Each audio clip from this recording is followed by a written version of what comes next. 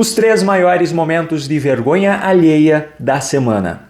Em terceiro lugar, no dia 12, segunda-feira, estreou um novo programa do governo federal, o Conversa com o Presidente, onde Lula é entrevistado pelo ex-jornalista da Globo, Marcos Uchoa, para falar um pouco sobre o andamento do seu governo. O programa de estreia não atingiu as expectativas que o governo tinha em relação à audiência e pouco depois disso, Marcos Uchoa deu uma entrevista rápida ao UOL. Em determinado momento dessa entrevista, ele disse que simultaneamente estavam ao vivo acompanhando cerca de 1,5 milhão de pessoas. Hoje eu acho que tinha 1,5 milhão mais ou menos de pessoas assistindo simultaneamente, se não me engano. Acontece que os dados reais dessa live eram bem diferentes. E pro azar de Marcos Uchoa, a apresentadora da UOL o corrigiu ao vivo. E os números que estão saindo da live do Lula não chegam a isso, não. Falam em 6 mil simultâneos. Da onde você tirou esse número de 1,5 milhão pra gente só não ter uma informação Não fui eu que pesquisei. Como ele é aliado do governo, não tem problema nenhum, foi apenas um equívoco. Mas já imaginou se fosse, por exemplo, um jornalista da Jovem Pan passando uma informação falsa assim? O caso ia parar até no STF. Se eu falar, eu vou preso amanhã.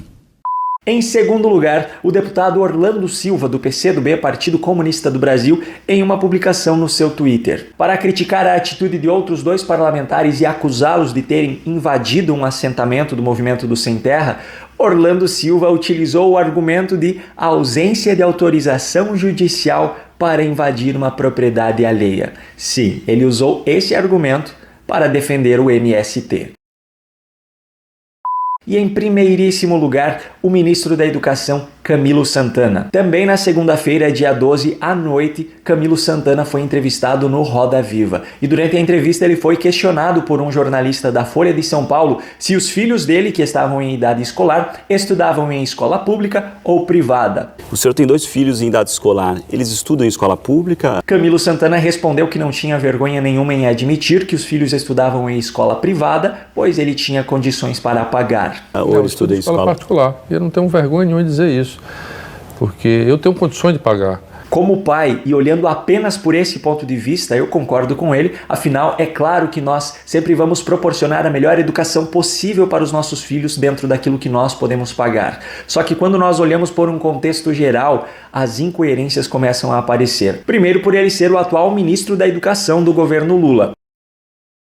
Além disso, horas antes, no mesmo dia, na mesma segunda-feira, Camilo Santana estava junto com o presidente Lula no evento de lançamento de um novo programa do governo em relação à educação. E assim como em todos os outros eventos do governo que já aconteceram esse ano, o discurso foi cheio de acusações em relação ao governo anterior, dizendo que foi um período de retrocesso no Brasil e dizendo que durante todos os anos de gestão do PT, os índices no Brasil eram exemplares.